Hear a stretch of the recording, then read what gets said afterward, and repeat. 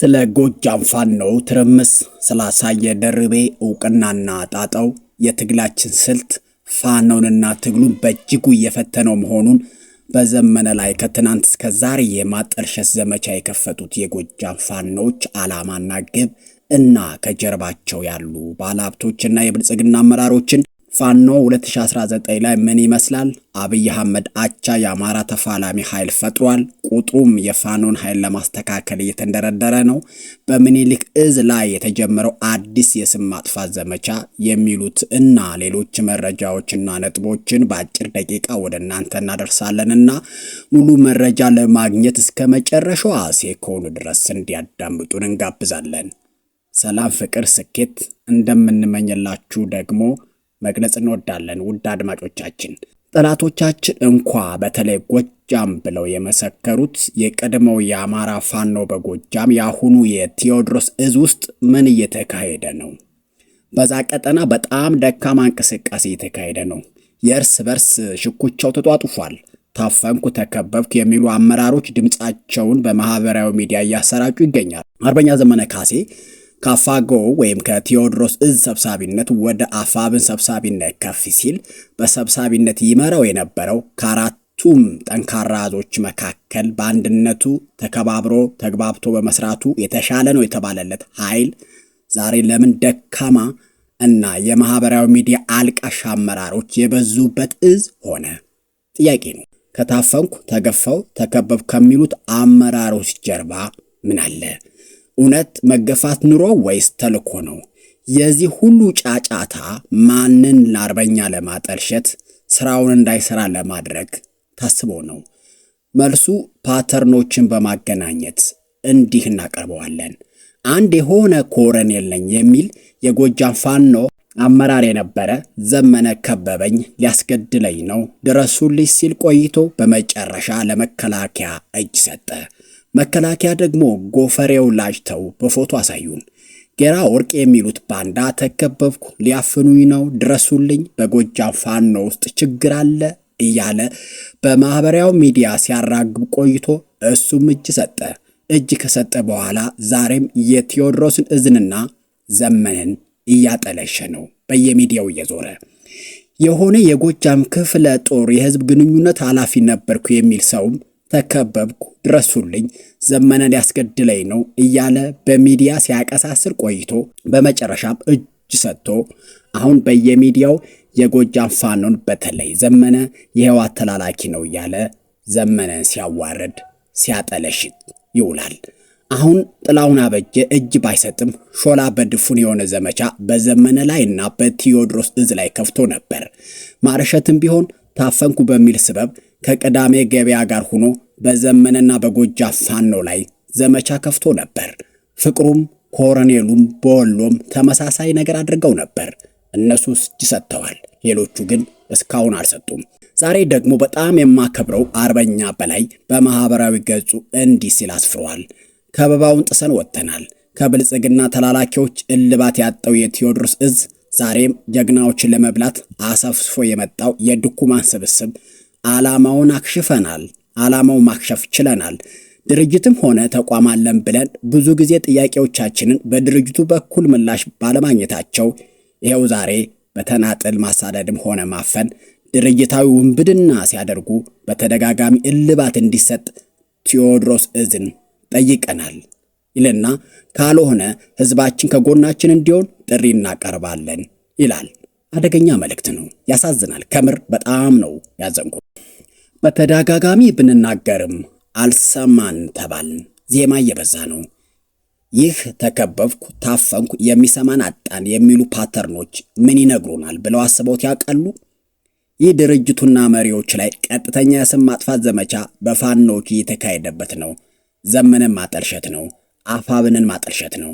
ዓላማው ደግሞ ምንድነው ካልን ተቀዳሚ ዓላማው ዘመነ ካሴን ደካማ የማይችል ችግሮችን በአፋጣኝ የማይፈታ አድርጎ መሳልና በሌሎች እዞች ላይ እንዳይወስን እንዳያዝዝ የመጀመሪያ የራስን ቀጠና አንድ አድርገህ ታገል የሚል የማሸማቀቅ የማይሰማ አምባገነን አድርጎ ለመሳልና በትግሉ ላይ ተስፋ ለማስቆረጥ ነው።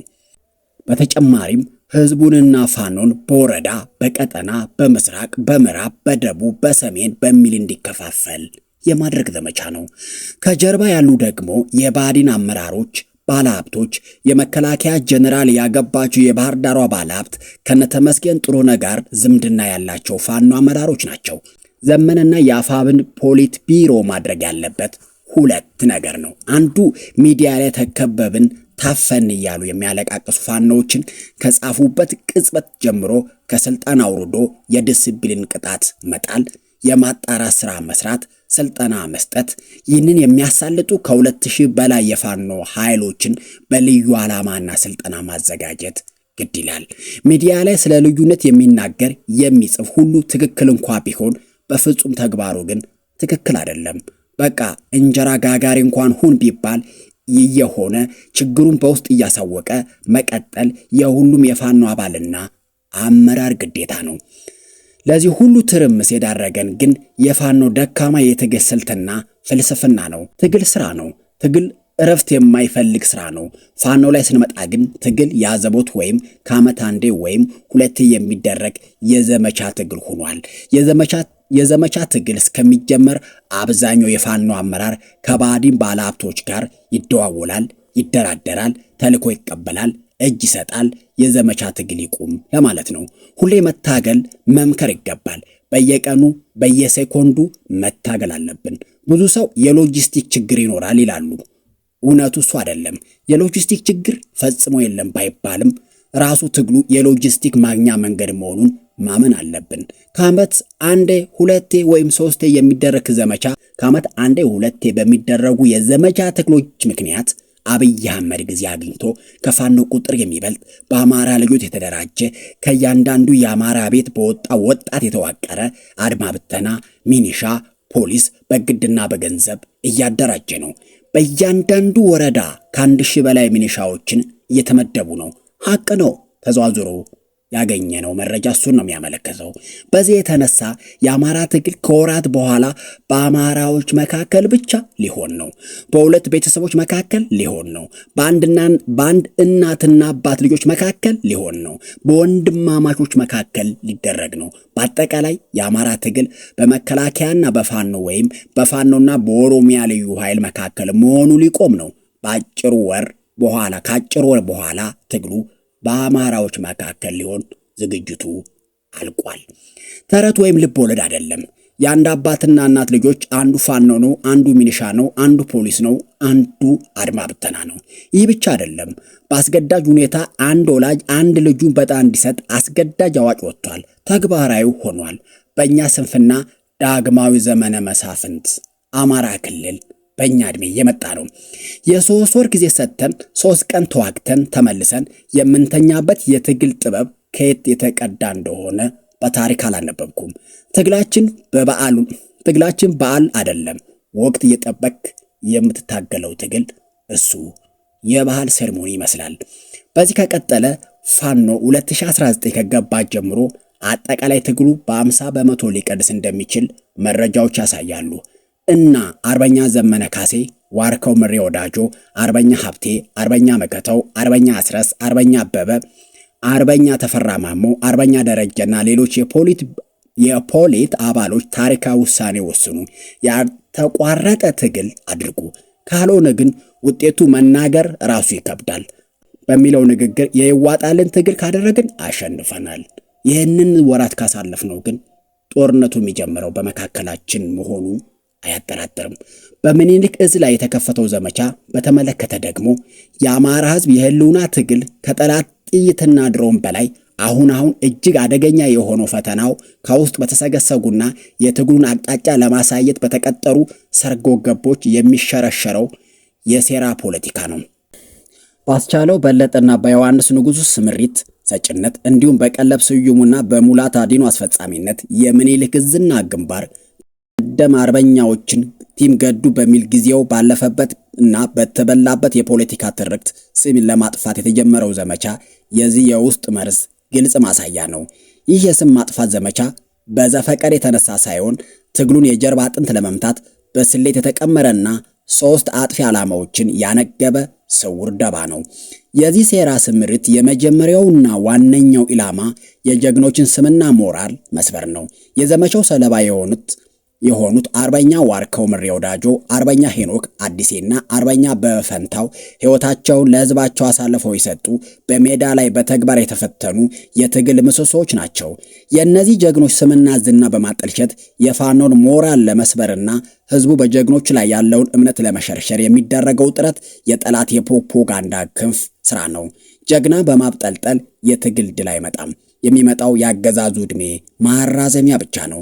ከዚህ ሴራ በስተጀርባ ያለው ሌላው እጅግ አደገኛ ስሌት ደግሞ ወሎንና ሸዋን የማጋጨት የጠላት ህልም ነው። የሚኒልክ ሰብሳቢ የሆነው አርበኛ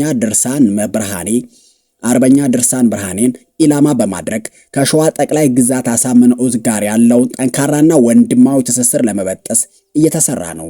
ወሎን ከሸዋ ጋር ማጣላት አለብን ብሎ መንቀሳቀስ ነው።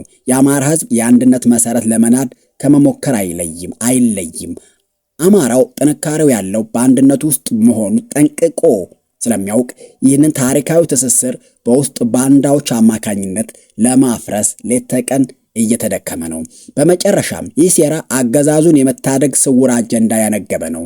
ፋኖ በአንድ ዕዝ ስር ተሰባስቦ አገዛዙን የመጨረሻውን ዱላ ለማቅመስ በሚዘጋጅበት በዚህ ወሳኝ ሰዓት እንዲህ አይነት የውስጥ መከፋፈልና የስም ማጥፋት ዘመቻ ማንሳት ማንን እንደሚጠቅም ግልጽ ነው። ይህ ሴራ በቀጥታም ሆነ በተዘዋዋሪ የብልጽግናን አገዛዝን የሚያገለግል ፋኖን እርስ በርሱ በማናከስ የትግሉን ወሳኝ ጊዜ የሚያባክን የጥፋት ስምሪት ነው። ስለሆነም የአማራ ህዝብና የፋኖ መዋቅር ይህንን መርዘኛ የሴራ ፖለቲካ በንቃት ሊጸየፈውና ሊያከሽፈው ይገባል። ስምሪት ሰጪዎቹም ሆኑ አስፈጻሚዎቹ ሊያውቁት የሚገባው ሐቅ ቢኖር የትግሉ ባለቤት የሆነው ህዝብ ማን ለህልውናው ደሙን እያፈሰሰ እንዳለ፣ ማን ደግሞ በስም ማጥፋት ፖለቲካ የጠላትን አጀንዳ እያስፈጸመ እንዳለ ጠንቅቆ ያውቃል። አርበኞቻችንን ከማንኛውም የውስጥ ሴራ መጠበቅና ወሎን ከሸዋ ጎጃምን ከጎንደር የሚያሳስረው የትግል ገመድ ይበልጥ ማስጠበቅ የዚህ ሰዓት ትልቁና የመጀመሪያው የህልውና ግዴታ ነው። እንጦጦ ስንደርስም የሚከዳ አለ ያለው ዘመነ ካሴ በአንድ ወቅት ለዘመድኩን በቀለ አድናቆት አቅርቦለት ነበር። ዘመድኩን በቀለ ግን መልሱ አድናቂው ዘመነ ካሴን ማጠልሸትና መከፋፈል ነበር። ዘመነ ካሴም ዛሬ ደግሞ ላሳየ ደርቤ አድናቆት ሰጠ ተባለ። ይህም ያመጣው ብዙ ነገሮች አሉ። እንጦጦ ስንደርስ ይከዳል፣ የሚከዳ አይጠፋም የሚል መርህ የሚከተለው ቅንና በጎ ሰው አሁንም ቢሆን ትግላችንን የምስጋና ፕሮግራም ይሁን ሌላ ለነገሮች የሚደረጉት 4 ኪሎ ከገባን በ4 ኪሎ አዳራሽ ውስጥ ብቻ ነው። ከዛ በፊት ሁሉም ሰው ይታገል እንጂ ምስጋና መሻትም ምስጋና ማቅረብም ተገቢ አይደለም እላለሁ። አሳየ ደርቤ ያን ያክል ምስጋና የማያስፈልገው ባይሆንም፣ ምስጋና የሚገባው ባይሆንም፣ አመስግኑኝ ባይሆንም፣ ነገር ግን አንዳንድ ምስጋናዎች ቀድመው ሲደረጉ አንዳንድ ጋዜጠኞች ይሁን ታጋዮቹ ላይ ይሁን መታበይ ያመጣልና ሁሉም ሰው ምስጋና ሳይፈልግ ምስጋና ሳይሰጥ ስራውን መስራት አለበት እንላለን። የምናመሰግናቸው ሰዎች ደግሞ